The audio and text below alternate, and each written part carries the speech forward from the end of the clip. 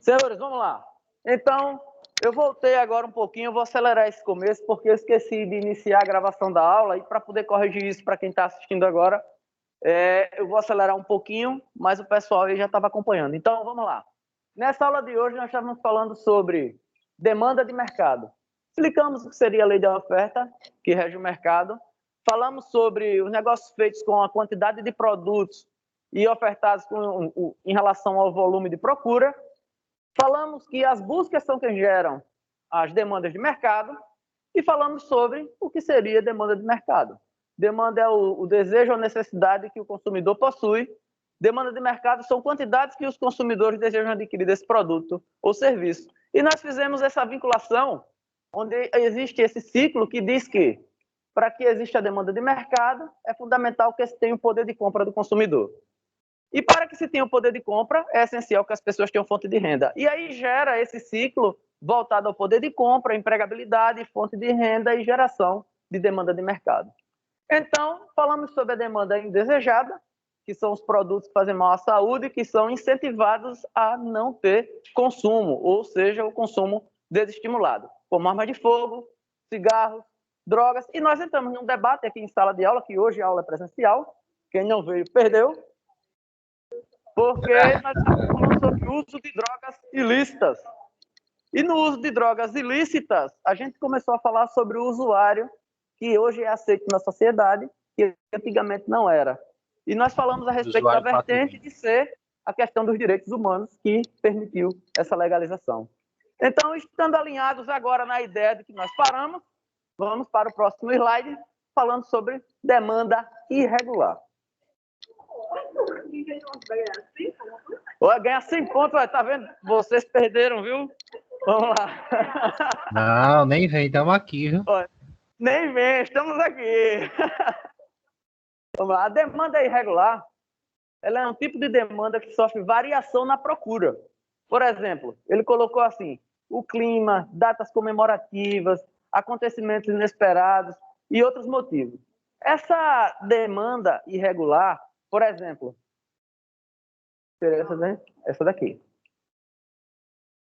Essa demanda irregular, ela é mais ou menos assim. Não acontece essa demanda normalmente o ano todo.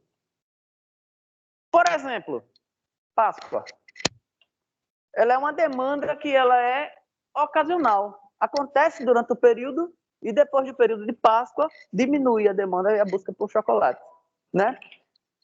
Um negócio que assim é o nosso costume, mas que, assim, se você for parar para observar, lógico que a gente não busca isso, porque a gente busca o encanto do fornecimento do ovo, naturalmente, mas a quantidade de ovos quebrados pós-Páscoa, o preço é lá embaixo.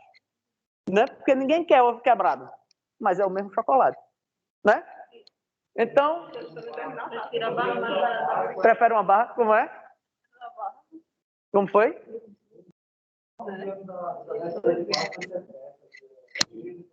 Exatamente. Verdade. Aí, fazendo parte da demanda irregular, eu coloquei aqui como lojas de roupas de inverno. A queda de vendas é durante o verão. E as sorveterias que vendem menos no inverno. Com certeza. A sorvete vende o ano todo, com certeza. Eu tinha uma sorveteria e sei que vende o ano todo. Mas, na época de inverno, a queda é considerável. Época de chuva, vende muito pouco. Oi. Exato, foi o que ela falou. Realmente, vende o ano todo. Vende o ano todo. Mas existe uma queda. Quando chove, sorveteria, o movimento é fraco.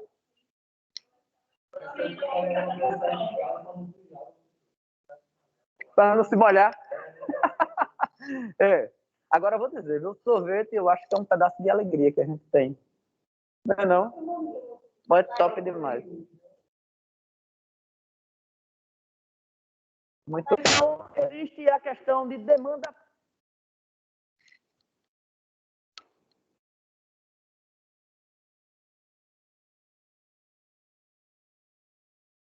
Vamos lá. Existe a questão de demanda plena. A demanda plena, ela faz parte deste tipo de procura os produtos e serviços que lhe tornam essenciais ao cotidiano do dia a dia. E aí existe a oferta e a demanda do produto ou do serviço. Há um equilíbrio. Então, quando a gente fala de demanda plena, é justamente aquela demanda que tem ocasionalmente não, que tem constantemente durante o ano todo. Aí eu coloquei aqui, alimentos tipo arroz, feijão. A demanda ela é cotidiana, faz parte agora. Telefonia, materiais de higiene, internet. A internet ela está qualificada como bens de primeira necessidade. Eu vou mostrar uma nova realidade para vocês. Se eu lhe disser que existem mais pontos de telefonia do que população, vocês concordam comigo? Ô, louco. Por exemplo, quantas linhas telefônicas você tem? 2? Quantas você tem? 1. Eu tenho 2. Você tem quantas? 4. Na verdade, eu tenho 3. Eu tenho 2 nesse telefone e 1 no outro. Então, são 3 linhas telefônicas. Quantas pessoas hoje têm 2 telefones? Muitas. Né? Então, assim, existem mais linhas telefônicas do que a gente. Outra coisa, quando a gente fala de demanda plena, estávamos falando sobre internet. Vamos lá. Hoje vai faltar água de 8 da manhã às 3 da tarde. Tudo bem? Você toma um banho antes e se segura. Agora vamos lá. Vai faltar energia de 8 às 3 da tarde. Ok. Agora vai faltar internet. De 8 às 3 da tarde. Empresas param. Você não vai ter... Imagine o mundo sem internet para você passar um cartão de crédito sem nada. As vendas de lojas que caem. Tudo. Não tem aula, né? Por aqui pra gente. Não tem aula. É verdade. Hoje a gente depende diretamente da internet, né? Exatamente. Então aqui é uma demanda plena. Você está trabalhando no provedor de internet? E por que o telefone não para de tocar?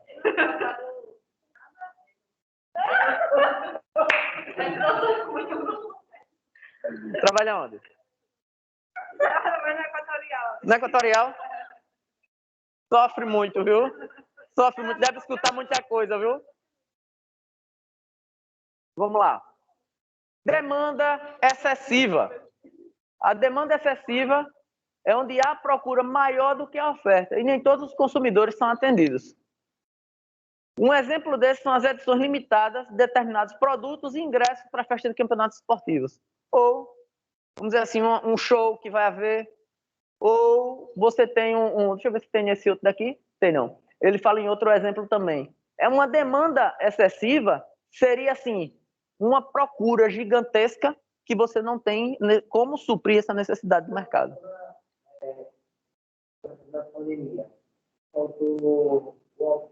Exatamente. Cai exatamente aqui. Foi uma demanda excessiva. Exatamente. A procura do mercado, e assim, até as empresas queriam produzir, mas elas não tinham velocidade para alcançar a quantidade que a população queria. Inclusive, até assim, usinas de cana-de-açúcar direcionaram a sua produção para o álcool em gel para poder atender o mercado. Há uma necessidade da sociedade. A sociedade precisava do álcool em gel, mas eles não doaram. Eles venderam. Né? Então, assim, por exemplo, não sei se vocês pararam para observar, mas máscaras descartáveis. Qual era o preço de uma máscara descartável antes da pandemia? Hoje, né? Era menos de R$1. Exatamente. Menos de 50 centavos, aliás. Era. Ninguém queria. De repente, todo mundo de máscara, álcool em gel. Acabou tudo. Chegou a R$10 a unidade. Hoje em dia, a gente encontra R$2,50. Baixou o preço. R$2,50 é show. Mas era 80 centavos. Antes da pandemia. Né? Então, praticamente desapareceu do mercado a azitromicina, não foi? Na época que começou com cloroquina, azitromicina. Quando eu peguei Covid, eu comprei a carteirinha por R$50. R$ 50. Foi. É isso mesmo.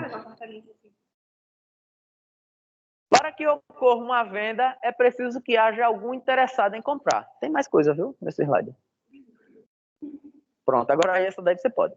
Com o avanço tecnológico e a redução dos custos em telecomunicações, as barreiras físicas que existiam delimitando alguns mercados foram desaparecendo.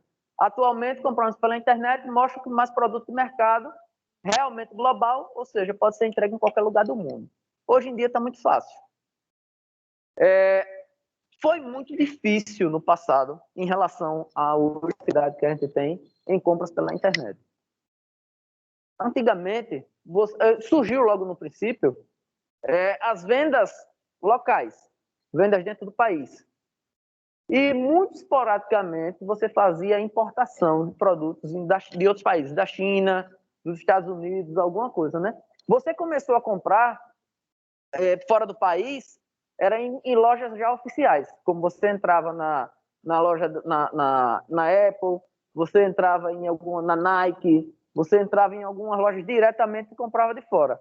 E aí vieram os importadores, que traziam para cá, lançavam o produto na internet, e você já comprava o produto aqui no Brasil, mas vindo de fora. Como vieram outras, e tem uma história muito bacana, que é da Netshoes. Né? Não sei se vocês já viram como começou a Netshoes. Não? O dono trabalhava num escritório, o dono da Netshoes. E nesse dia ele foi desligado. Ele desceu, embaixo da loja dele era uma sapataria, embaixo do escritório era uma sapataria. E ele se sentou na frente da sapataria e ficou. Ele era amigo do dono da sapataria. E o cara da sapataria veio. Foi que houve? Ele disse, não, fui desligado e tal. Explicou a história. Aí o cara disse, e agora? Ele disse, vou vender sapato. Ele disse, mas eu não preciso de vendedor. Mas eu não preciso da sua loja. Você me permite que eu tire foto dos seus sapatos e venda? Ele disse, tire. Aí ele tirou fotos, criou uma página na cidade dele, anunciou os sapatos, vendeu o primeiro sapato e a primeira entrega ele fez a pé, porque ele não tinha dinheiro. Entregou o sapato, ele foi lá, pegou o sapato em confiança, entregou o sapato, pegou o dinheiro e pagou o sapato. E ficou com o dinheiro. Aí ele conta uma história que ele deixa a mensagem seguinte: comece o seu negócio enquanto você tem vergonha dele.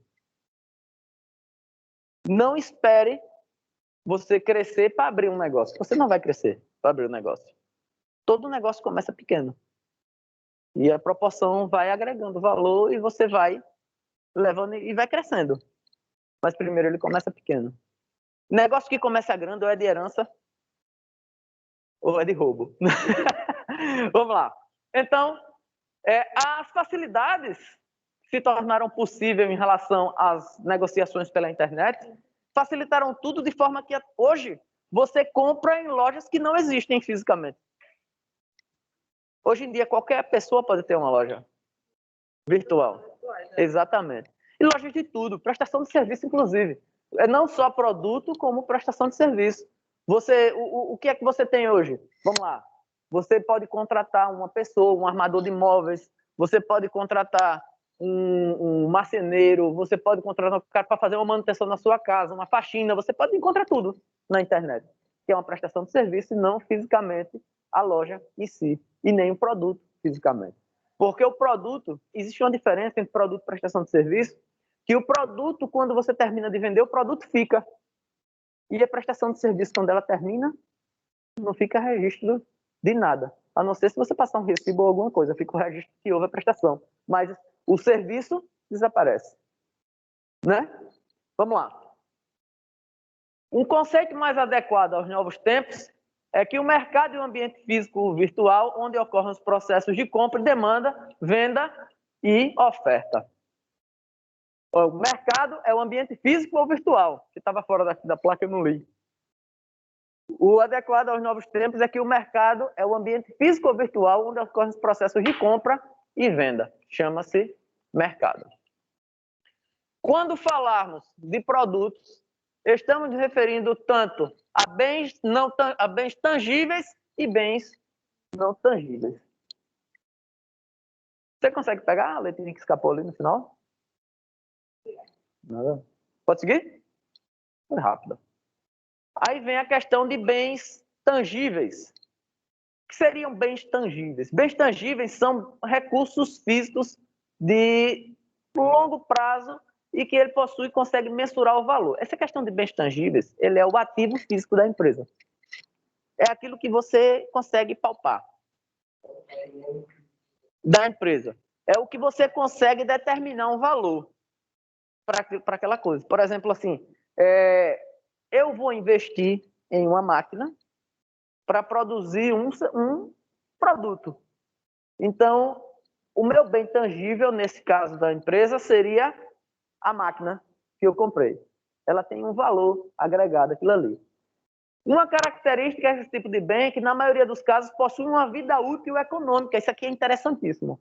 Porque, por exemplo, eu vou comprar uma máquina que ela vai ter, como eu falo, quando eu chamo de vida útil, por exemplo, ela é capaz de fabricar 50 mil unidades desse produto. Então, aí o que acontece? Se eu vou fabricar esse produto, quantos eu vou conseguir fabricar por mês? X produto. Então, eu vou ter uma vida útil de tantos meses até essa máquina apresentar um problema. Aí depois eu venho investimento em manutenção preventiva da máquina para que ela tenha seu tempo de vida útil garantido, porque se eu não fizer a manutenção preventiva, eu posso comprometer até o tempo de vida útil da máquina. Bom, seria um bem tangível da empresa, sim.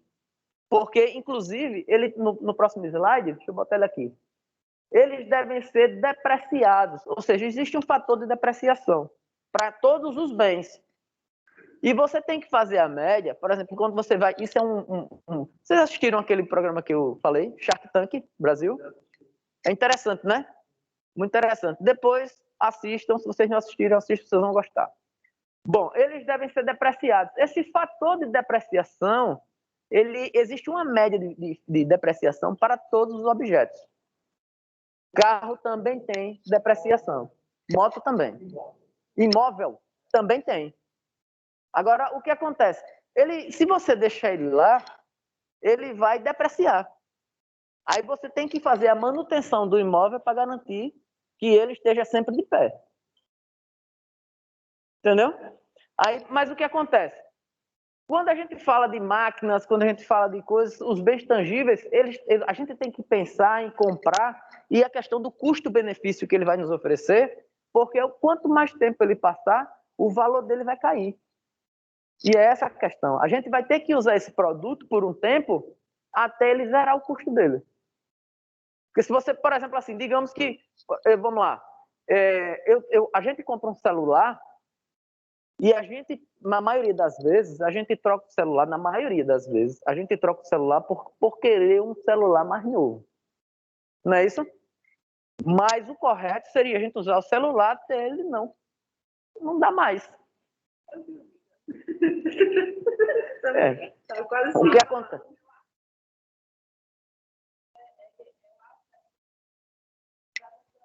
Em 2017.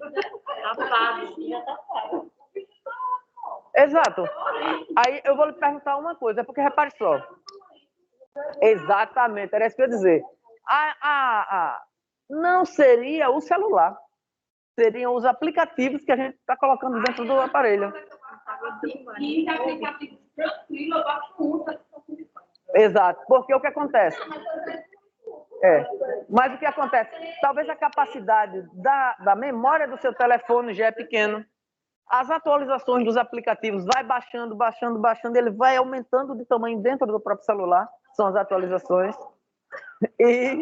Mas assim, é sobre isso que a gente está falando agora, assim, em quanto tempo a gente vai ter esse bem para que a gente tenha ele como quitado, como pago. Como ele, não, realmente ele pagou o preço que valeu, trabalhou o suficiente.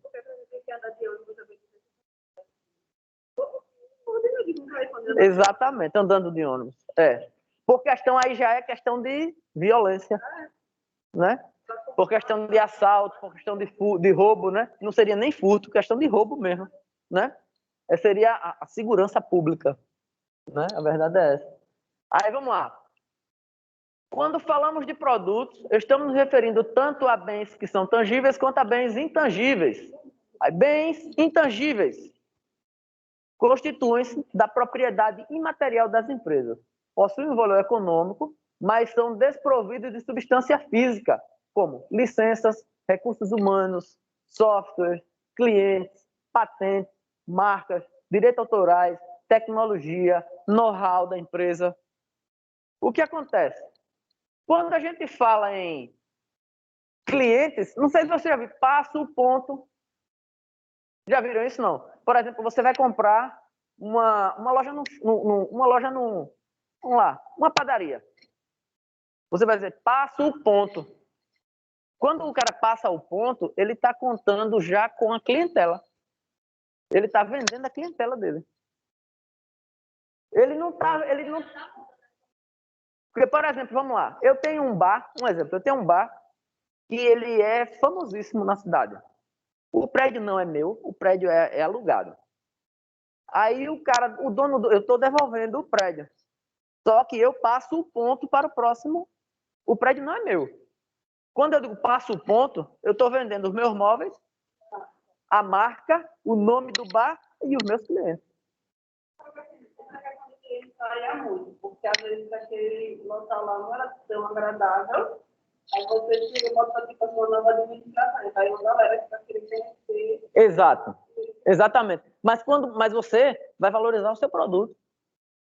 Né? Na hora que você vai vender os seus clientes. Como, por exemplo, vocês acham que qual é o produto que o Instagram oferece?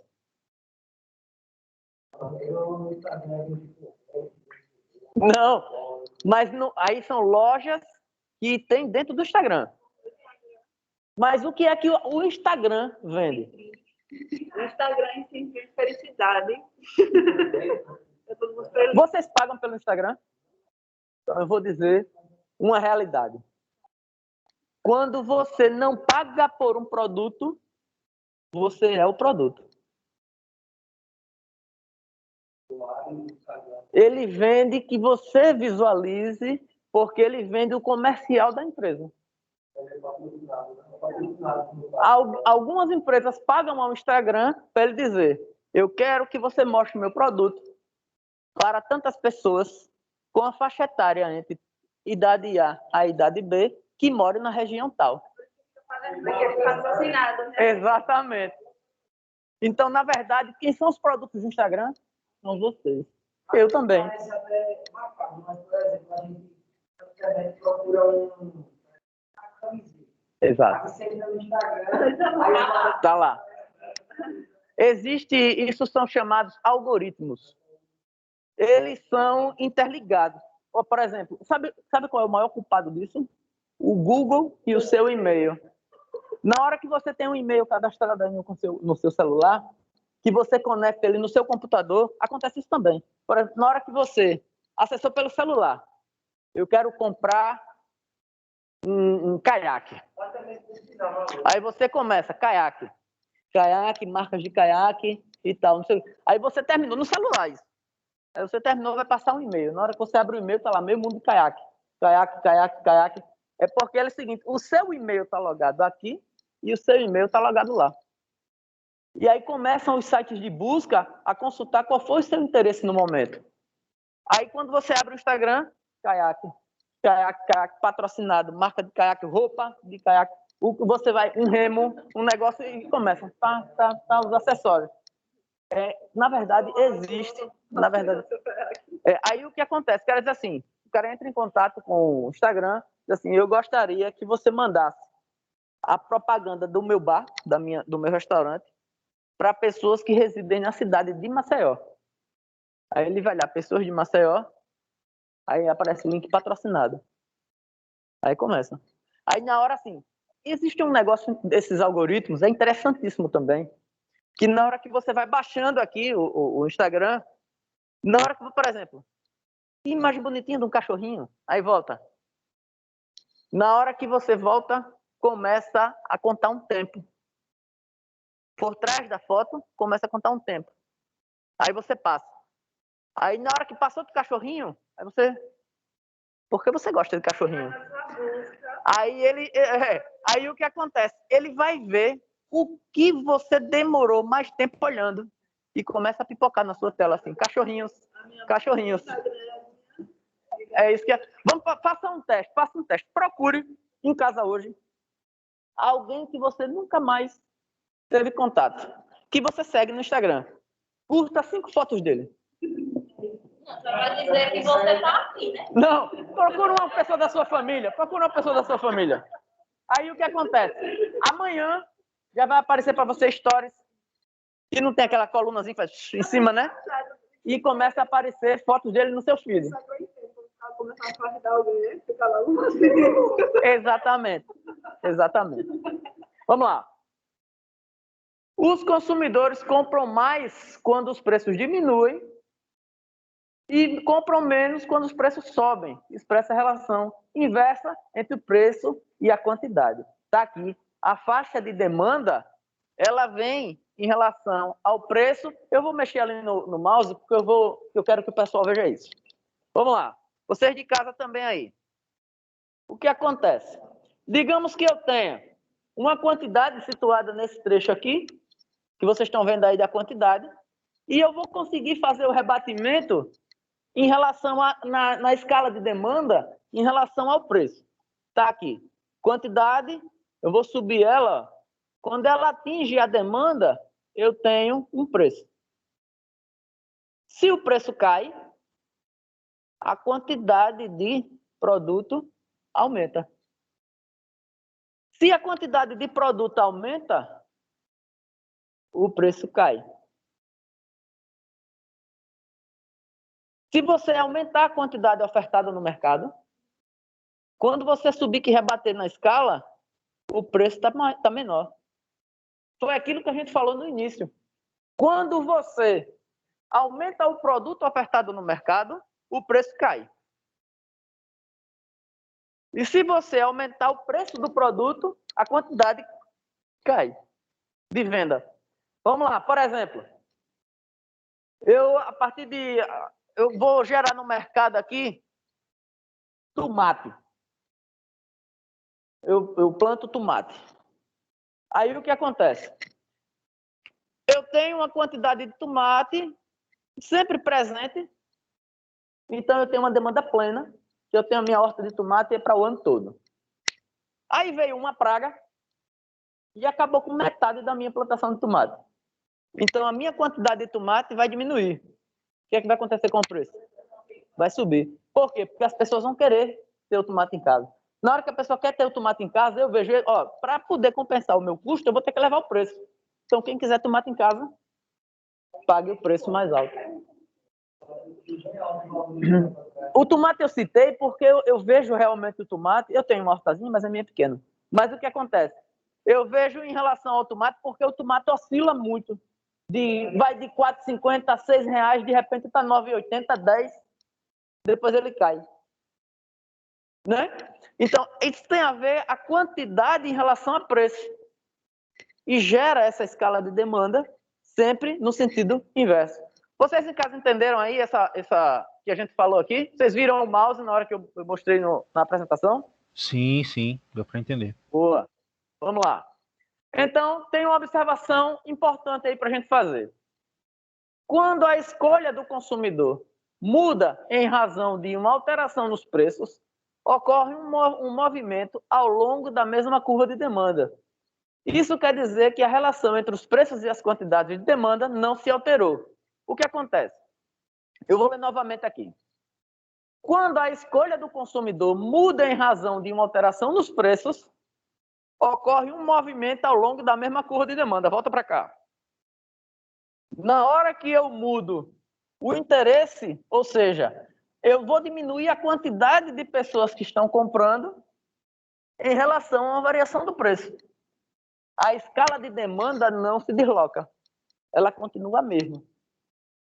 Porém, exatamente. O que vai variar, vai existir o equilíbrio. Porque vamos lá, se eu tiver um produto com um preço médio, que todo mundo se sinta satisfeito em comprar, esse é nível de satisfação. Isso é nível de satisfação. O que você compra, o que você consome, Você compra e você consome porque você tem uma satisfação em ter aquilo. Você não compra aqui nada, eu estou cheio de dinheiro, eu vou comprar só para gastar dinheiro. É muito difícil, né? Você compra porque você sente a necessidade daquele produto. Você se satisfaz comprando aquele produto. Então, existe essa escala de demanda, não varia, ela não muda, mas o que vai se adequar é o ponto de equilíbrio entre quantidade e preço. Correto? Então, vamos lá. Então, isso quer dizer que a relação entre os preços e as quantidades de demanda não se alterou. Se equilibrou na escala. Quem alterou foi o preço, não a demanda. A demanda é essa linha. Ela é o limite entre a quantidade e o preço. Variou o preço, muda a demanda, muda a quantidade. Mudou a quantidade, muda o preço. Mas a escala de demanda continua a mesma. Ela fica a mesma coisa. Haverá, sim, um ajuste no gráfico. É aquela questão de equilíbrio. Mas a demanda não muda. Vendo essa análise, o que acontece quando tem uma liquidação? O que é que acontece? Vou voltar à escala. O que é que acontece quando a gente tem uma liquidação? Por quê? Por que acontece liquidação?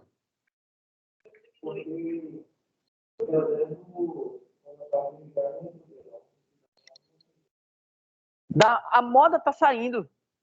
Então, você pegou... O produto continua sem sair. Vejam só como é que funciona essa questão. Você tem uma loja. Você tem o seu capital de giro. Você investiu num produto. Você tem... Esse produto tem que voltar. Esse dinheiro que você investiu, ele tem que voltar. Você não adianta você ter uma loja que não vende. Você vai ficar só botando produto e a loja não vende. Você vai quebrar. Cheio de produto, você vai quebrar. Então, você precisa fazer com que o seu produto circule. Como você faz o produto circular? Com preços atrativos. Agora sim, vamos lá. Eu tenho ovos de Páscoa. Estávamos falando de demanda. Como era o nome da demanda? Irregular. Porque ela é uma demanda sazonal, acontece em uma época do ano. Aí vamos lá. Acontece muito isso em carnaval. Produtos de carnaval. O cara enche a loja de produto de carnaval e fica cobrando caro nos produtos, né? Como o caro também em ovo de Páscoa. Fica cobrando caro, vai. Quando chega na véspera, é liquidação total. Porque, na verdade, se você observar, ele já teve um investimento um dia depois, na véspera, que é para poder você brincar o carnaval. Senão você não brinca o carnaval. Não vai ter confete no outro dia. Não. Na quinta-feira, só na ressaca, né? Só no sábado. Foi. Também. Aí o que acontece? Na hora que você tem, vamos lá, ovos de Páscoa. Os ovos de Páscoa é num dia depois, né? Porque continua dentro da validade, você continua podendo comer o ovo de Páscoa. Só que assim, ele tem... Vamos observar como é a matemática do negócio. Você fez um investimento X reais. Você tem um lucro de 30% em cima do produto, vamos dizer, um lucro médio, 30%. Dentro do valor X reais que você espera vender nesse curto tempo o valor do X mais 30%. Correto? Aí, digamos, você tem o X mais 25% e tem produto na prateleira. Você não já está ganhando dinheiro? Já. Se você vender com desconto, você pode, esse produto que você vender por qualquer preço vai inteirar o lucro que você está precisando. Concorda comigo? Então, esse dinheiro volta para o lojista do investimento, porque nada mais do que isso. Ele compra para lucrar e ele estipula um prazo de retorno. E esse produto tem que voltar, esse dinheiro tem que voltar. Por isso que existe bonificação em produtos. Se você vender, você ganha uma comissão maior. porque ele tem um lucro, uma margem de lucro maior em produtos bonificados. Acontece muito isso em farmácia. Então, assim, você tem assim, essa questão de voltar dentro daquele prazo. Vamos lá, tem que vender, tem que atingir a meta, bora vender, vamos vender. É nessa questão de trazer de volta o lucro dentro daquele período. Se vocês concordam comigo, vamos lá. Isso falando que não vai acontecer nunca, vamos lá. Você tem um investimento de valor X reais. Dentro de 40 dias você quer o retorno de 30%. Se em 30 dias ele já conseguiu 25%, ele está ganhando dinheiro? Não, 25% o X mais 25%. Não já está no lucro? Se ele esvaziar as prateleiras doando, ele não já ganhou dinheiro? Aquilo para ele não já está de graça? Já está de graça. Só que ele quer mais. Exatamente. Aí ele baixa o valor, faz uma liquidação e aumenta a quantidade de venda. Só que assim, às vezes, até fazer a venda no início, quando ele quer atingir esse tipo de dobra. Caso ele bota um valor dobrado, por exemplo, para vender R$20, ele vira 40. Então ele está ganhando, às vezes, a mais de 100% de lucro. Exato. Aí quando chegar no dia, ele começa a fazer liquidação, que na verdade seria o valor que era para ele estar vendendo. Exatamente. Então, eu fiz aqui, que eu coloquei aqui nessa apresentação. A redução nos preços dos produtos acontece na liquidação, acontece o aumento das vendas, e se depender do desconto, do tipo do produto que está sendo vendido, você verá cenas típicas de liquidação do Black Friday, quando ela é verdadeira. Porque cai em cima do que você falou. Eu acho que é mais verdadeiro em janeiro do que o Aqui no Brasil. Porque fora do país realmente acontece Black Friday. Realmente acontece. Agora é justamente isso. O que é o Black Friday? Produtos que não vendem. Pode ser. Produtos que estão estocados. E eles querem, já estão no lucro em relação àquele produto, como a gente fez aquela matemática. Eles, bicho, que dinheiro que entrar aqui? É dinheiro. Então, bora para vender e o povo compra. Exatamente. E limpa, porque assim, na hora que você tem um produto que não circula, ele ocupa espaço indesejado na sua loja. Se você vende, você bota uma mercadoria nova, que você gera uma rotatividade. E a outra que eu coloquei aqui são os primeiros dias do mês de janeiro, que tem a liquidação do resto do final do ano, né? Que vem Natal, vem festas e tal. Quando termina o ano, aí você começa a comprar roupa com precinho bom. Que é roupa branca, Então, cada consumidor atribui um valor à utilidade de cada produto que ele usa. Isso é interessantíssimo a gente observar. Cada consumidor atribui um valor de utilidade a cada produto que ele usa. Talvez o valor que você dê a um produto seja diferente do valor que eu dou. Quando eu falo de valor, eu tenho a ver com emoção também. Não é valor financeiro. É valor de emoção. Por exemplo, para mim, vamos lá, um capacete desse. De quem é esse capacete? Seu. Para você gosta desse capacete? Eu não compraria. Para mim, ele não tem o valor que você pagou. Se ele fosse preto, se ele fosse um preto fosco. Tá entendendo como é? É diferente para mim do que para você. Talvez um capacete preto desse aqui, para você não interessasse. Se você gostou desse de flor, para você o valor dele é maior do que o valor que eu tenho por ele. Entendeu como é a questão de valor aqui? Cada consumidor atribui um valor à utilidade de cada produto que ele usa. Como é? Agora camisa de time, né? Exato. Exatamente. Existem times de futebol que a camisa vende como água. Se ela mudar o patrocinador, ela vende. Existem outros produtos que a roupa está encalhada lá. Sem citar nome.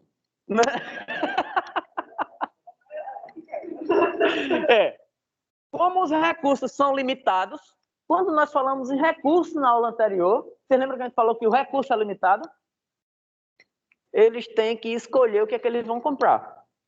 E aí tem essa estimativa de valor para ele em relação ao que qual é a prioridade que ele tem nesse momento. Você não pode comprar tudo que você quer. Até porque, assim, quando a gente começa a se dizer assim, não, eu posso comprar tudo que eu quiser. Ok. O fato de você comprar tudo que você quiser gera uma carga de responsabilidade imensa. Vocês já pararam para pensar nisso? Ou não? Vamos lá. Digamos que nós vamos ganhar, a partir de hoje, R$1 milhão por mês. Vamos lá. O que era que você faria com R$1 milhão? Todo mês você tem R$1 milhão. Vamos lá. Você compraria o quê? Uma viagem. Você vai para onde? Boa. Aí vamos lá. Roupa. Vestido, pronto. Daqui a um mês, R$1 milhão. O que é que você faria de novo com R$1 milhão? Viajar de novo. Carro. Moto. Daqui a um mês, você mais R$1 milhão. O que é que você faria? Boa, vamos lá. Repare só, vamos lá. R$1 milhão. Eu vou comprar uma casa de praia. R$1 milhão. Aí no outro, eu quero comprar uma lancha. Já tenho uma casa de praia, vou comprar uma lancha. Bacana. No outro mês, vou comprar um apartamento de cobertura aqui na beira da praia. No outro mês, eu vou comprar uma fazenda. No outro mês, eu vou comprar uma caminhonete. No outro mês, eu vou comprar agora um apartamento na Bahia para eu passar o carnaval. No outro mês, eu quero ir para Fortaleza. Pronto, vamos lá. Eu estou com o quê? O que é que eu já tenho? Uma casa de praia, uma fazenda, uma lancha, né? Um apartamento de cobertura. Eu vou ter condições sozinho de tomar conta de todo esse patrimônio? A responsabilidade que eu tenho para manter. Então, assim, se você for observar, esse 1 milhão já deixou de ser 1 milhão. Eu vou ter que estar dando assistência a todo o patrimônio que eu adquiri. Com manutenção, com gente responsável, com tudo para manter, sempre no equilíbrio que eu tiver. Eu estou falando 1 milhão, mas eu estou dizendo a grosso modo. Isso qualquer responsabilidade nossa que a gente tenha. Por exemplo, assim, se você tiver 5 casas, o lucro, o aluguel dessas 5 casas para você não pode gastar ele todo. Porque as casas precisam ser mantidas. Existem inquilinos que depreciam. Então você vai precisar de uma pintura, você vai precisar de uma parte de encanação, você vai precisar de eletricista, você vai precisar de tudo. E tem toda essa responsabilidade envolvida. Então, assim, na hora que os recursos são limitados, ele precisa escolher qual produto ele comprará e em que quantidade para maximizar a sua satisfação. Nós estamos falando novamente em satisfação. A cada compra realizada, a questão a ser respondida pelo consumidor esse é o produto que maximiza a minha satisfação. É interessantíssimo a gente pensar nisso. Porque, assim, eu tenho que comprar um produto que me deixe pleno, com a satisfação em nível top. Eu não vou comprar um produto que, não, pelo menos eu comprei esse. Quer dizer, meu nível de satisfação é lá embaixo. Né? Eu tenho que procurar um produto que ele atenda às minhas expectativas, que eu tenha um nível de satisfação alto e que ele venha suprir a minha necessidade, porque eu tenho prioridades. Em economia, não diferenciamos desejo de necessidades. Por isso, usa-se a palavra utilidade para descrever a capacidade de um produto nos trazer satisfação, bem-estar e atender nossos desejos e necessidades. A gente não tem, assim, a gente tem que ter um produto, porque é como eu falei, determinados produtos vão trazer satisfação para uns e não vão trazer satisfação para os outros.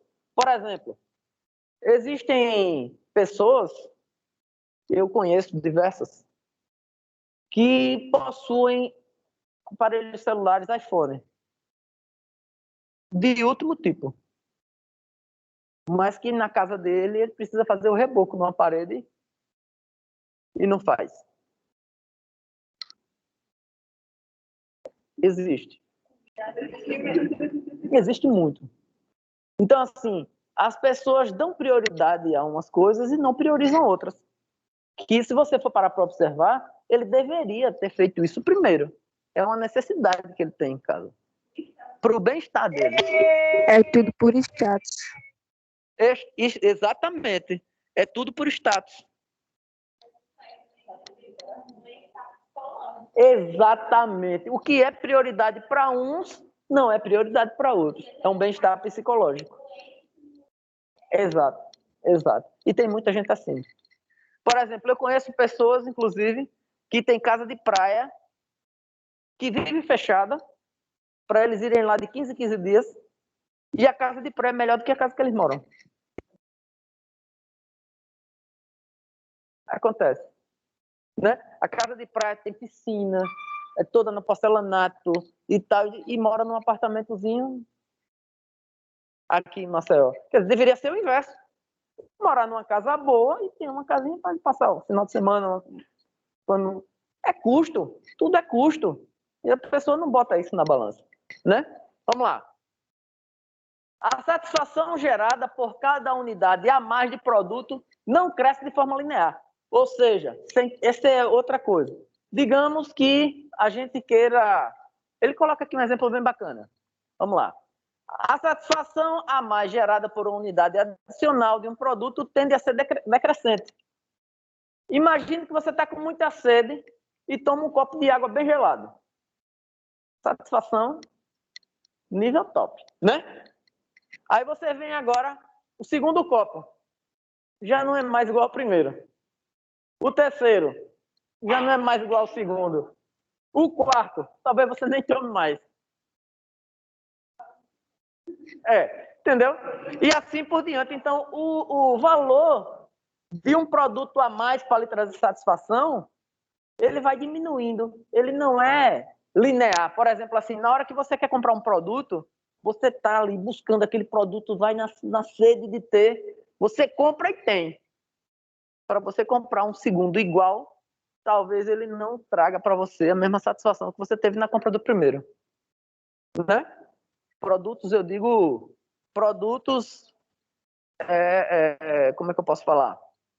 Produtos que vão depreciar, né? E não produtos que você vai fazer de investimento, né? Porque depende da demanda. Você comprar um produto e comprar outro igual e a satisfação vai aumentando. Não, aí já é... A sua satisfação aumenta, Vamos lá. Essa característica fundamental da microeconomia é chamada de utilidade marginal decrescente. Quando ele fala de marginal, quer dizer que está na extremidade, né?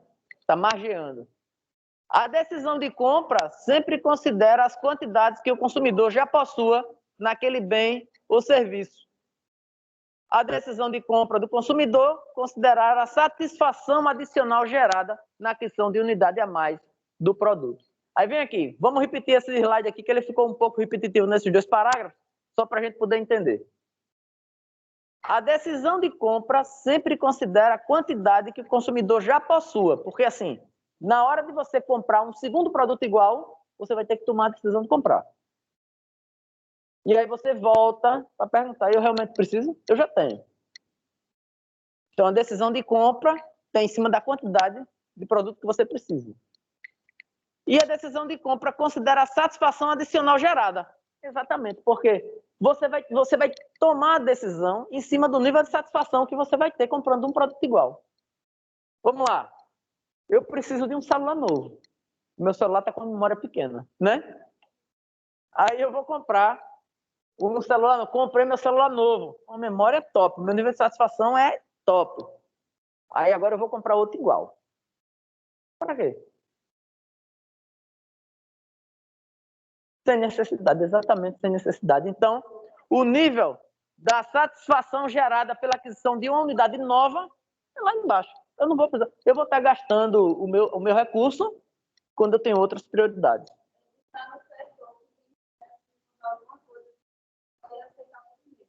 Ou por escrito, né?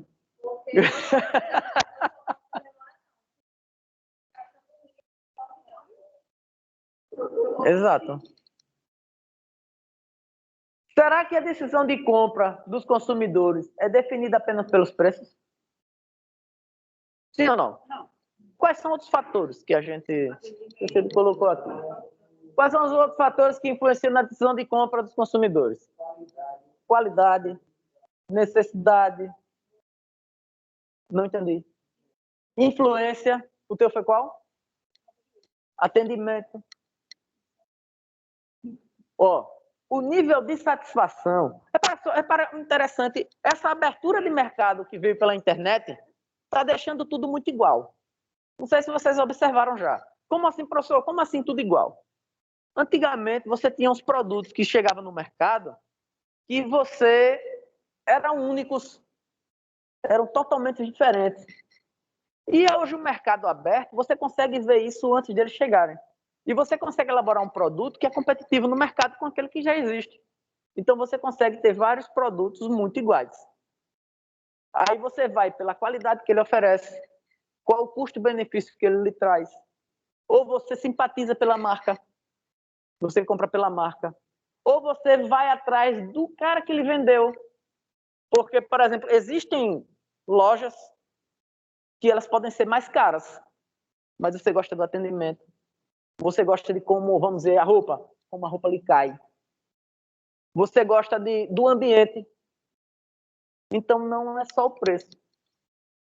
Tem todo esse condensado de coisas que a gente falou. Você vai naquela loja comprar só uma coisa, chega lá e gosta de... Exato.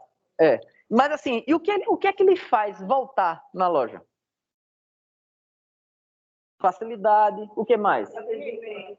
O atendimento. Quando você tem onde todos os produtos são iguais, por exemplo, vamos lá. Eu tenho 3 lojas que... Sim. De atendimento. Como foi? Eu fui almoçar.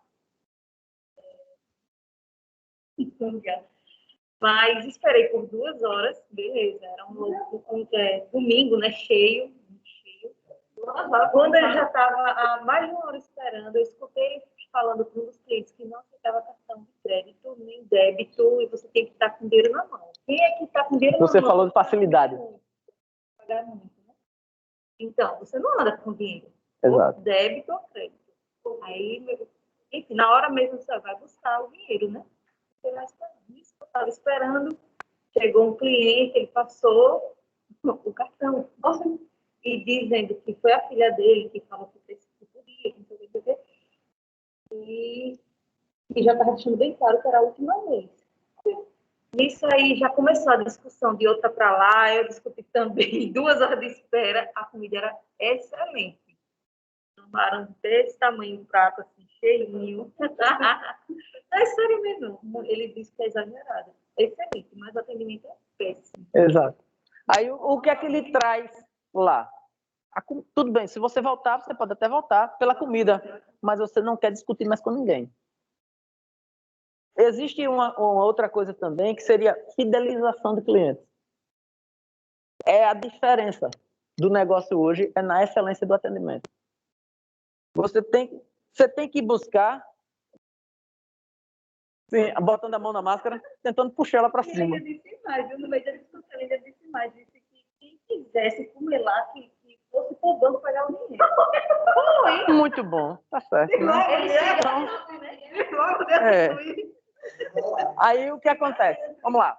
Quais os fatores que influenciam na decisão da compra dos consumidores? Lógico que, em primeiro lugar, o preço influencia, né? Não é o único fator, mas o preço influencia. O outro, a renda das pessoas. Outro fator, preferência do consumidor, costume dele. E o outro, o preço de outros produtos relacionados. Então, assim, é avaliar a questão de custo-benefício, é você avaliar qual é a referência do consumidor, é você avaliar a renda do seu consumidor, que vai afetar o poder de compra desse produto.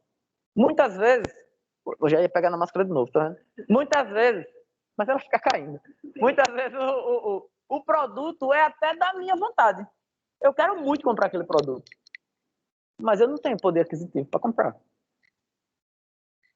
Então, esse produto, na hora que você tem essa formação de preço desse produto, a gente já tem que pensar em público-alvo. Né? A geração do público-alvo. Qual é o meu público? Eu vou ter público para esse produto que eu espero? Por exemplo, um carro, uma caminhonete a diesel. Eu tenho que pensar para qual classe da pirâmide eu estou gerando esse produto. Por exemplo, apartamento, uma compra de um apartamento. Aqui em Maceió, eu tenho apartamentos a partir de 130 mil, tem apartamentos mais baratos, usados, mas novos apartamentos de 130 mil, como tem apartamentos de até 5 milhões e meio. Então, assim, você vai morar num apartamento que cabe no seu bolso. Você queria morar no de 5 milhões e meio, mas de acordo com a sua renda, você não tem como morar num apartamento de 5 milhões e meio. Então, você vai procurar preço, você vai procurar outros produtos relacionados. E o vendedor do apartamento de 5 milhões e meio, ele tem que pensar qual é o público-alvo dele dentro da pirâmide, de classe A, B ou C. Entenderam mais ou menos como é isso? Então, ele tem que fazer a questão de escolha do seu público-alvo para gerar o ponto de equilíbrio preço e quantidade de venda. Então, na hora que a gente vai vender um produto, na hora que a gente vai abrir um mercado, a gente tem que pensar qual é o nível do nosso cliente. Porque o que acontece? Muitas vezes você faz um protótipo, porque na hora da gente vender um produto, primeiro a gente faz um protótipo, para calcular custos, para ver desenho, ver a questão de design, ver a questão de formato, se vai precisar de forma, fundição, para estar elaborando outros produtos. Isso gera um custo.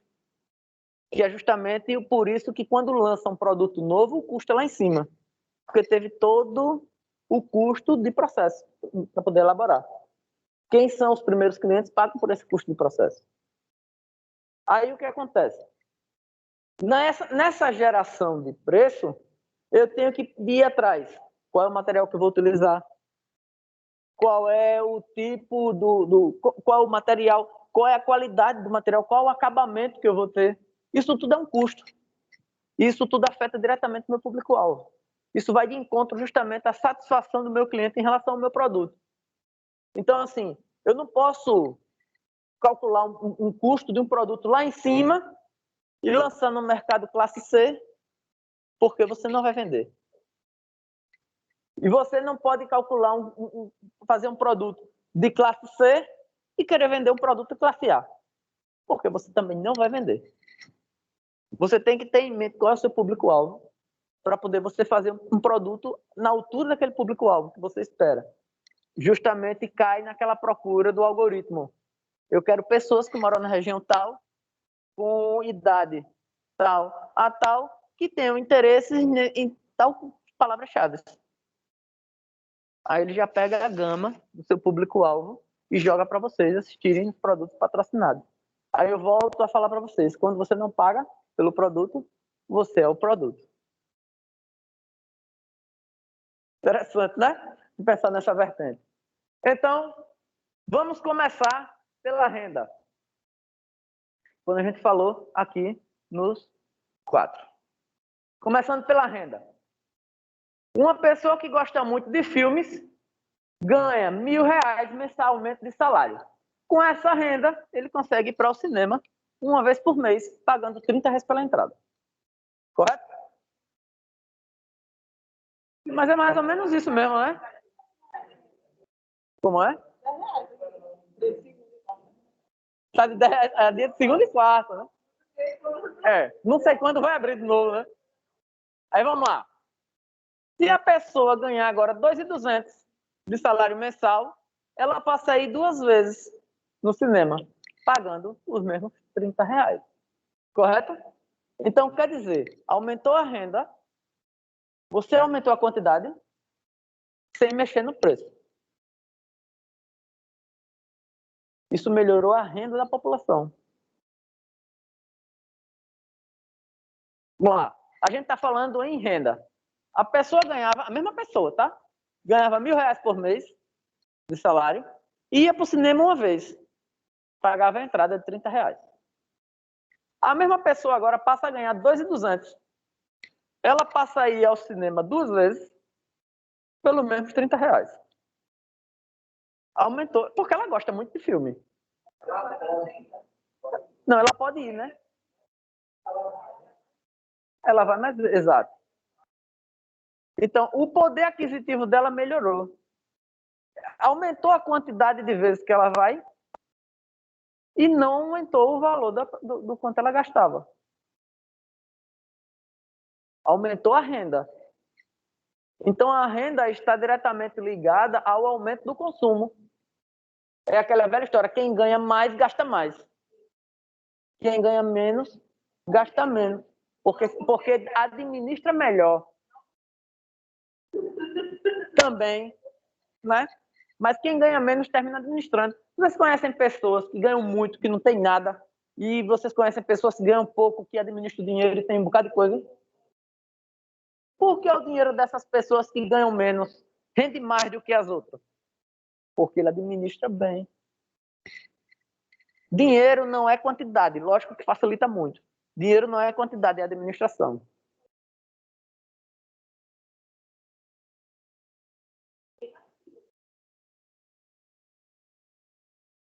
Exatamente. Exato. Outro negócio interessante, você falou uma coisa interessante. Digamos que você tem um colaborador na sua empresa que ganha R$1.000. Eu ganho pouco, estou insatisfeito com o meu trabalho porque eu ganho pouco. Vocês acham que a satisfação do colaborador está ligada diretamente a dinheiro? Vamos fazer um teste. A gente vai dizer assim, vamos aumentar o salário desse cara em 30%. É um aumento considerável. 30% do salário, né? Ele agora passa a ganhar 1.300. No início, no primeiro mês, no segundo mês, ele vai adquirir mais bens de consumo para o conforto de casa. R$300 a diferença não é muito. Mas aí, por exemplo, ele já começa a comprar coisas, começa a ter mais iogurte dentro de casa para as crianças, tem mais presunto, o nível de qualidade melhora. Mas daqui a pouco, ele está aperreado de novo porque o nível de vida dele subiu em relação aos R$300, ele novamente vai estar insatisfeito porque o salário dele é do mesmo jeito. Isso é uma realidade. Isso é uma realidade. Então, vamos lá. Dessa forma, uma redução na renda teria o efeito contrário de exposição à compra do consumidor. Seria menor, mesmo que o preço do produto na entrada do cinema não tivesse sido alterado. Se você fizer o inverso, o cara que ganhava agora R$2.200 passa a ganhar R$1.000.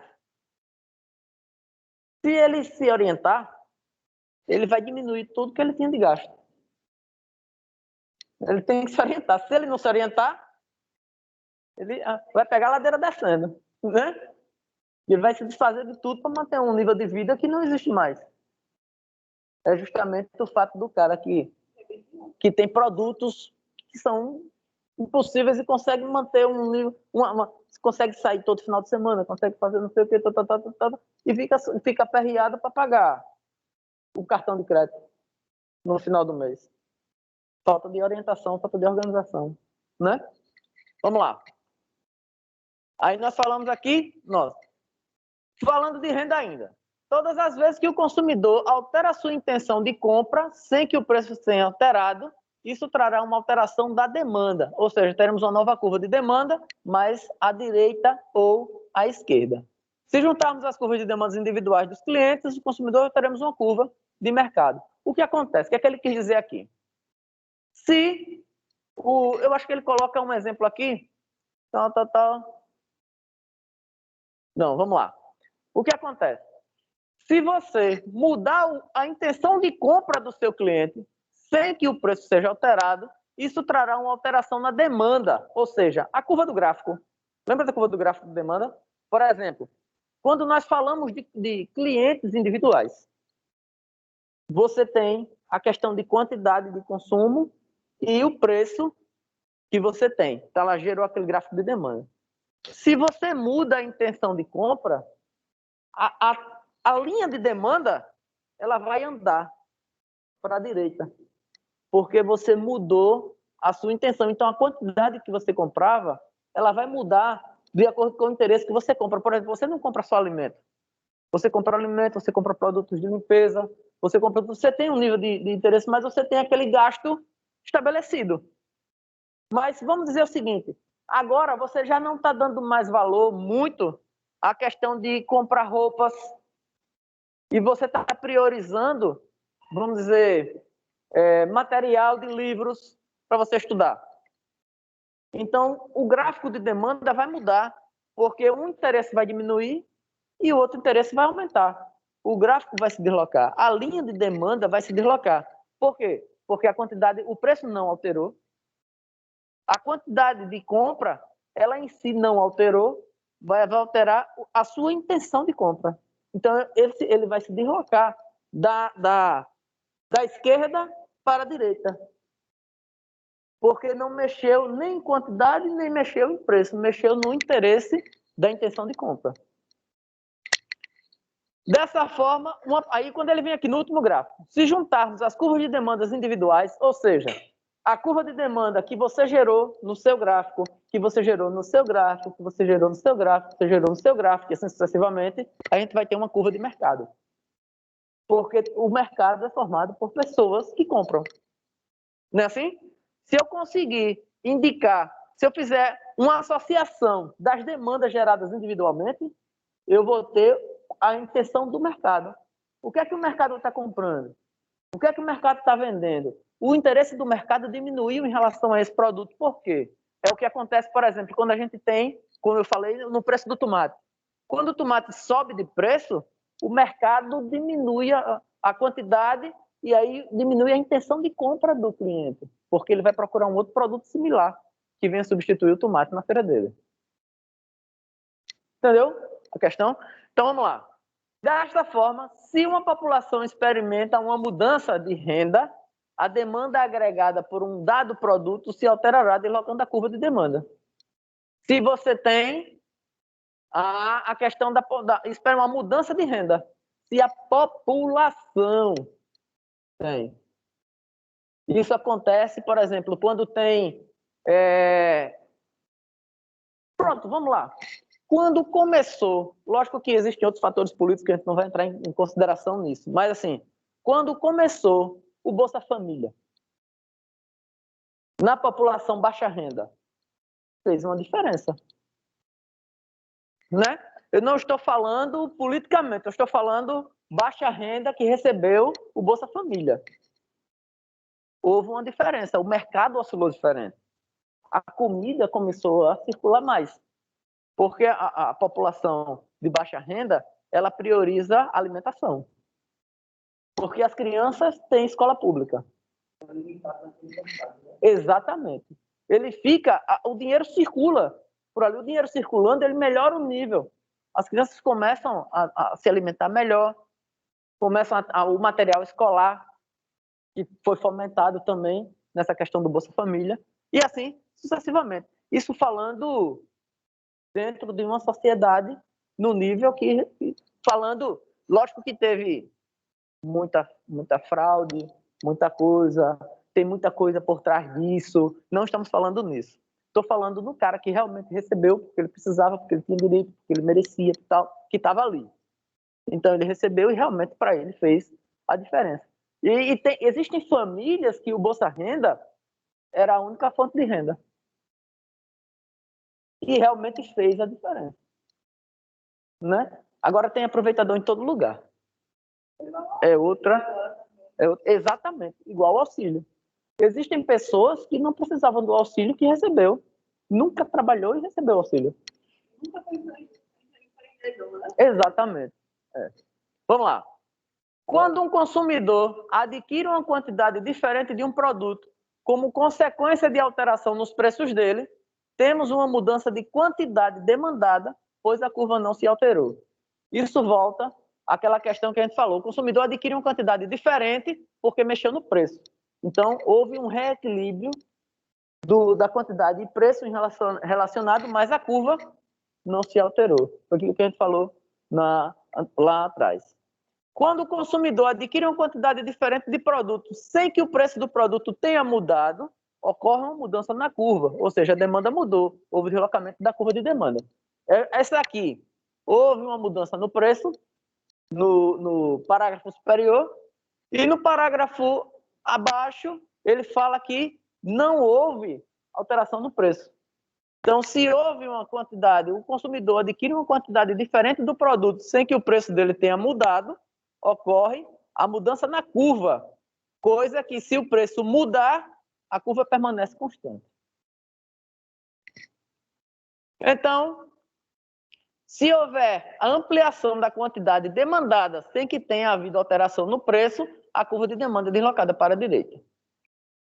Se houver diminuição na quantidade demandada sem que tenha havido alteração no preço, a curva se desloca para a esquerda. Foi aquilo que a gente falou naquelas frases que estavam no slide anterior. Exemplo. Quando a entrada do cinema continua sendo vendida a R$30, mas a pessoa passa aí uma vez por mês ao invés de duas, porque ela perdeu o emprego de 2.200 e passou a ganhar 1.500, a curva demandada é deslocada para a esquerda. Volta a ser o que era antes. Lembra quando ele aumentou a renda, a curva andou para a direita, ou para a direita? Ela agora, quando ele perdeu o valor, ele volta para a esquerda. Então, nós temos aqui o gráfico variante, a primeira curva de demanda, depois houve o aumento da renda, ela veio para a demanda 2, e agora com a perda do salário do cara, ela volta para a demanda 1. Aí eu tenho aqui, após o aumento na renda, a curva demandada se deslocou da direita, passando de D1 para D2. E quando a renda diminui, ela se deslocou da esquerda para a direita, passando de D2 para D1. E aí, eu tenho aqui, mudanças no gosto ou preferência do consumidor. Continuando as explicações que a gente falou naqueles 4 tópicos. Aí eu tenho aqui, ocorre todas as vezes que um determinado produto passa a ser mais ou menos desejado, sem que o preço tenha se modificado, porque houve mudança no hábito do consumo do consumidor. Quando você passa a enxergar novos ares, você passa a frequentar novos locais, você conhece pessoas diferentes, você vai modificando o seu gosto, você é adaptável. O ser humano é muito adaptável dentro de uma sociedade. Então, você começa a andar com pessoas diferentes, você vai vendo gostos que aquelas pessoas gostam e você passa a fazer o que aquelas pessoas fazem. Né? Então, você passa a consumir produtos que você não consumia antes. Então, está aqui. Todas as vezes que um determinado produto passa a ser mais ou menos desejado, sem que o preço tenha modificado, porque o fato de você andar com outras pessoas não muda o preço das coisas. Vai mudar o seu hábito, vai mudar o seu costume. Aí ele diz aqui, o preço tenha se modificado porque houve uma mudança no hábito de consumo do consumidor. Imagine um casal, aquele exemplo, imagine um casal que descobre que está esperando um filho.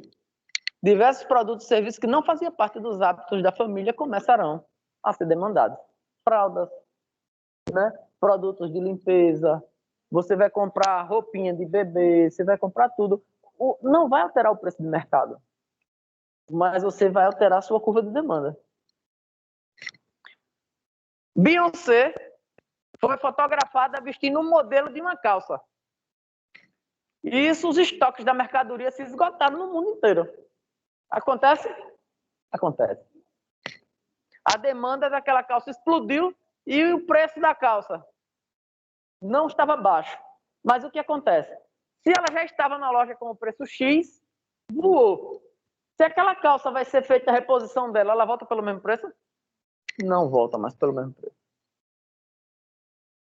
Acontece. Bem mais caro. E as pessoas que quiserem a calça porque não tiveram, volta aquela questão da demanda e da oferta, da procura e da oferta. Então, preços e produtos relacionados. Vamos pensar 2 tipos de produtos, substitutos e os complementares.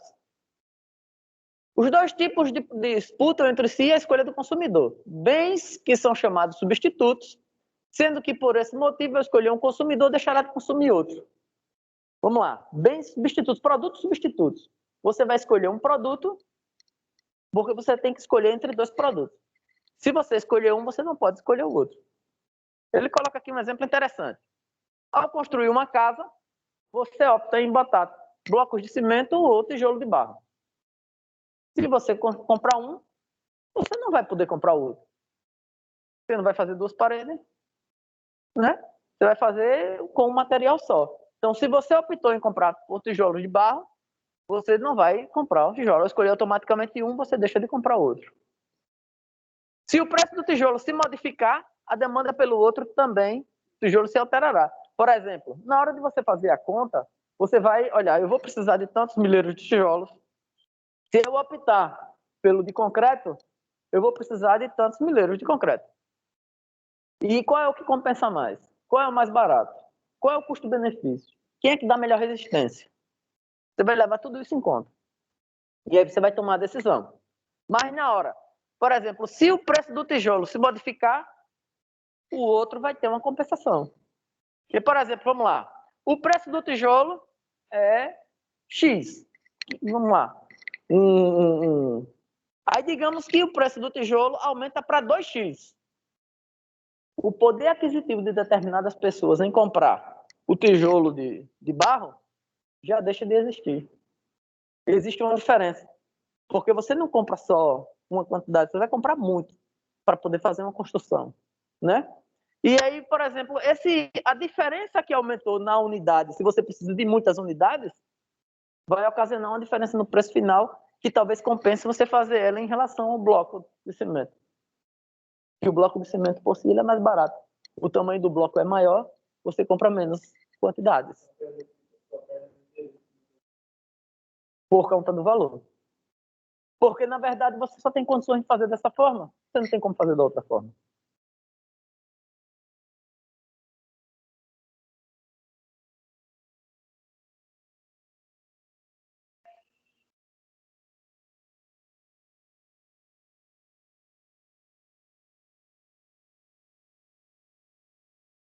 Exatamente. Oferta e procura. Exatamente. Houve uma demanda grande em relação à construção civil durante a pandemia. Agora, não de grandes prédios, porque todo mundo segurou o dinheiro. Questão de arrumação, adequação residencial, reforma. Muita.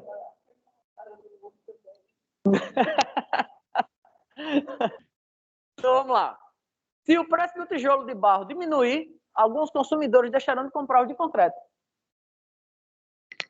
Mesmo que o preço dele não tenha sido alterado para cima, o que deslocará a curva de demanda do tijolo de concreto para a esquerda. Porque assim, o que ele está falando é do preço do tijolo de concreto não ter mudado. Quem baixou foi o preço do tijolo de barro. Então, na hora que ele baixa, qualquer comportamento de produto no mercado afeta o outro. Então, na hora que ele baixou o preço, mesmo que o outro não tenha aumentado, porque nós falamos aqui em relação do tijolo de barro ter aumentado de preço. Aí, quando o tijolo de barro aumentou de preço, aumentou a venda do tijolo de concreto, porque as pessoas não conseguem mais fazer a compra do tijolo de barro. Nesse daqui, a gente fez o inverso. Se o tijolo de barro baixar de preço, o tijolo de concreto deixa de vender, e as pessoas vão optar pelo tijolo de concreto ou de barro.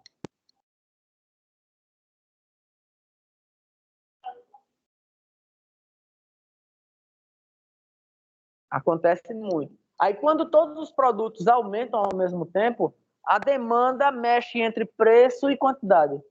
A demanda fica a mesma, só mexe naquele equilíbrio. Na curva de demanda.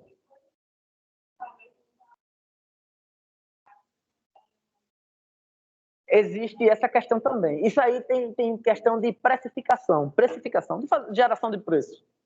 Por exemplo, o pipoqueiro, a gente consegue fazer um negócio interessante com o pipoqueiro, pipoca de cinema.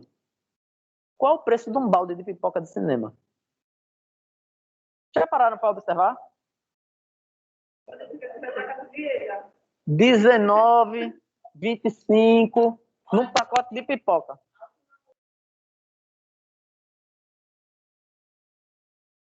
Eu vomitar aquele dia de comprar tudo. E, né, quando eu cheguei, comprei na entrada, né? Quando eu cheguei na parte da pipoca, eu vi imediatamente o preço do milho. Era essa a minha pergunta. Quanto é o preço do quilo do milho de pipoca? R$1,80, R$1,30, R$1,00. Exato. Aí você chega lá, paga R$25 em um copo de milho desse tamanho, né? Aí o que acontece? É justamente aí o cara tem, ó, um pacote de pipoca pequeno. Vou botar. Vamos lá. Me respondam vocês. Um pacote de pipoca pequeno é R$13. Um pacote de pipoca médio é R$16. Um é 13, o outro médio é 16. Um pacote de pipoca grande é R$28. Qual é o que você optaria? Pelo pequeno ou pelo médio? Ou pelo grande? R$28, mas é só ele, não tem direito a pegar outra, não. Não é pelo médio? E, ó, repare só o que é que ele faz. O preço do pequeno é muito próximo do preço do médio. Então, você vai na intenção de gastar pouco e comer mais. Então, ele não compra o pequeno, ele compra o médio.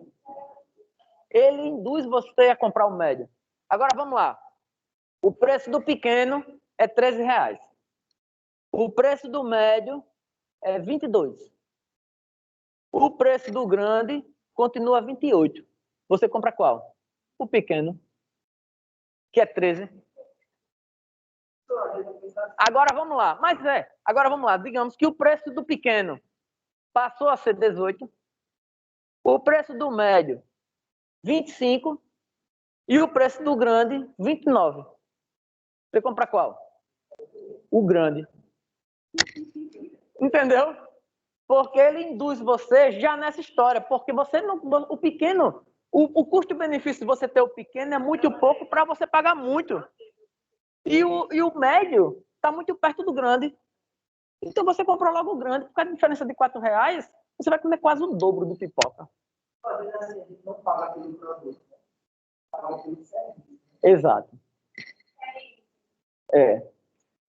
Tem uma nova tendência de mercado que é interessante a gente dar uma olhada também, que é o Customer Science, chama, né? É a experiência, a ciência de você estudar o cliente. É interessantíssimo também a gente pesquisar sobre isso, porque, assim, essa tendência de mercado de você estudar, de você oferecer o produto ao cliente, de você fornecer a experiência ao cliente, faz com que o cliente volte para você. E você se torne referência para esse cliente. Por exemplo, digamos que eu tenha uma loja de carros, e aí eu tenho um amigo meu que me pergunta sobre carro. E eu vou, não comprei esse não, porque esse carro tem esse problema assim. Aí ele vem na sua loja e diz, esse carro não é para você. Esse carro ele precisa de uma manutenção, assim, tal. Agora, esse aqui, sim. Quer dizer, você já tem uma confiança nesse cara. Na hora que você for comprar o carro, outro carro, você vai pedir opinião a ele. Ele se torna referência. Então, assim, você... Exato. Então, assim, ele fez com que você voltasse para ele. Então, você se tornou referência para ele naquele produto. Então, você já vai consultar. Mesmo que você não compre com ele, mas ele sempre lhe ajuda. Entendeu como é? É a experiência do cliente. Mesmo que você não compre dessa vez nele, mas você sabe que da próxima vez, quando você for, a primeira pessoa que você procura é ele. Então, vai que ele tem um produto que lhe casa bem. Você não vai procurar mais ninguém. Você vai comprar aquele produto. Entendeu? Isso é você entender o cliente. Isso é você fornecer o serviço ao cliente. O que é que acontece hoje? É aquilo que a gente falou, o modo que você é tratado. Você fazer a diferença. É assim, antigamente, o cliente chegava numa loja, chegava assim, vamos lá, eu quero comprar um notebook. Qual é o bom que você tem?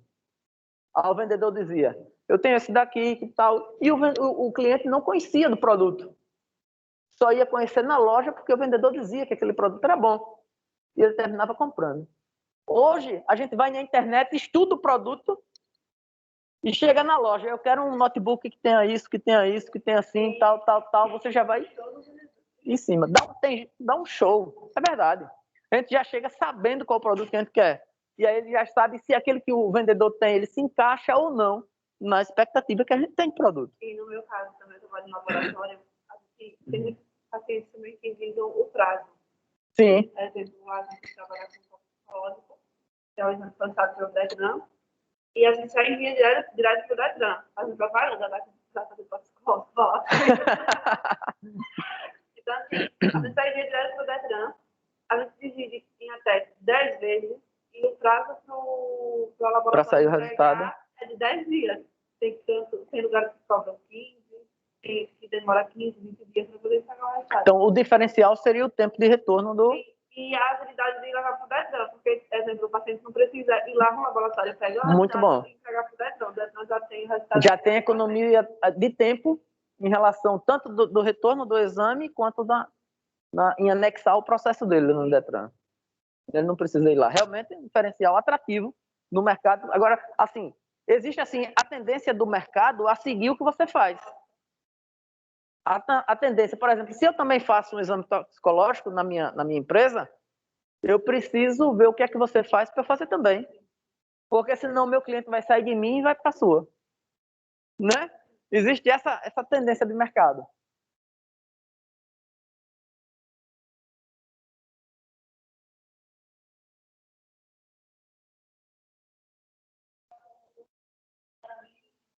Exatamente. Exatamente. Tem. Humana. Né? É a humanização. Acontece no atendimento também. É a humanização do atendimento, né? Do cliente. É verdade. Com acesso à informação, é cada vez mais simples e barato, aumenta a quantidade de alternativas à disposição do consumidor. Então, a gente tem esse acesso no mercado hoje. Como a internet hoje facilitou tudo para a gente consegue hoje fazer uma pesquisa de preço sem sair de casa. Né? Então, a facilidade de compra, de ser mais simples, mais barato, para você ver, isso se torna muito mais fácil.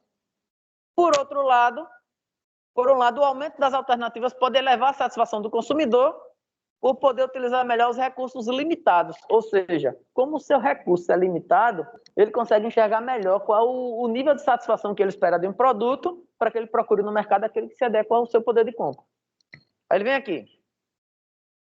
Aumenta a necessidade dos vendedores de convencer os consumidores à superioridade dos seus produtos em relação aos produtos dos concorrentes. É justamente isso. A diferença de produto agora vem para você ter o poder de convencimento do cliente. Porque o cliente agora conhece do produto. Qual é o diferencial que você faz em relação ao produto da concorrência? O RPPCR também. Era todo mundo, todos os laboratórios enviavam para um laboratório que era em São Paulo, e o resultado dos pacientes eram 15 dias de trabalho do dia e nunca fazia o resultado. Aí, quando foi agora, uma laboratório aqui de Maceió, que é especializado em fazer fertilização, comprou o aparelho e faz aqui, então a gente consegue mandar para cá. Aí, onde eu trabalho, foi o primeiro a lançar que o resultado saía com 24 horas. Oxi. Era só quantas pessoas. A demanda é lá em cima. Exatamente. É verdade. É isso mesmo. Existe uma curva de demanda específica para cada bem ou serviço. É aquela velha história que a gente falou em relação à mudança de costumes. Existe uma curva de demanda específica para bens e serviços em um mercado, mas que em todos eles, o mesmo comportamento. Ou seja, tem a ver com interesse, tem a ver com preço, tem a ver com quantidade. Para cada produto, você gera essa curva de demanda. É o seu interesse em comprar, de acordo com o preço. Por exemplo, se você compra um produto de limpeza X, e aí ele muda de preço, você procura um outro que se adequa no preço. Mas estamos falando de produto de limpeza. Em relação à comida, continua os seus próprios costumes. Então, é outra curva de demanda para outros produtos que você consome. Os princípios mostrados valem para quando analisamos a demanda de mercado, que os efeitos de cada um dos fatores são combinados. A demanda de mercado é justamente aquela de vários fatores individualizados somados. É a demanda de mercado. A análise de todos os fatores juntos, como preço, renda, preferência, preços de outros fatores e etc., se torna complicado. Assim, para contornar esse problema, há uma abordagem que analisa o efeito de cada fator isoladamente, que é a condição coeteris paribus. Parece um palavrão, né? Vamos lá. Coeteris paribus é a expressão em latim que significa tudo mais permanecem no constante e é aplicada quando analisamos o efeito de cada fator isoladamente, mantendo os outros constantes, ou seja, ao variarmos a renda, consideramos que os outros fatores permanecerão constantes. Preço, quantidade, vai continuar assim. Se você aumentar a renda, você vai aumentar a quantidade sem aumentar o preço. Né? Porque houve um poder aquisitivo melhor. E hoje deixo essa mensagem para vocês, onde diz aí, cada sonho que você deixa para trás é um pedaço de futuro que deixa de existir. Interessante, né? Então, eu queria agradecer a presença de todos vocês, agradecer a vocês de casa, dizer que foi muito interessante para poder estar aqui fazendo essa experiência para vocês, poder conhecer vocês, alguns de vocês. É isso aí. E, assim, que na próxima aula a gente possa estar aqui também novamente, que vocês possam ouvir e que tudo fique menos pesado em relação a esse negócio de pandemia, né? A gente não sabe ainda como vai ser esse comportamento. Ele colocou está liberado. Está liberado, né? Então. Entendi. É verdade. É. Mas aí, na época, assim, já houve um caso que o shopping fechava de novo. O que é que eles fazem? Eles fecham todas as entradas do shopping. Quem está aqui dentro vai ser direcionado a uma saída lateral, que sai aqui, ou então que sai. Então, sempre tem gente no shopping, né? O shopping funciona 24 horas. Exato. Cinema. O shopping fecha e fica todo mundo, aí vai saindo, vai sendo direcionado. Pessoal, obrigado, boa noite. Valeu vocês de casa aí, boa noite também. Valeu, boa noite, professor. Essa aula aí, disponibilizando também para a gente no grupo, beleza? Valeu, boa noite. Valeu, Valeu. tchau. Tchau.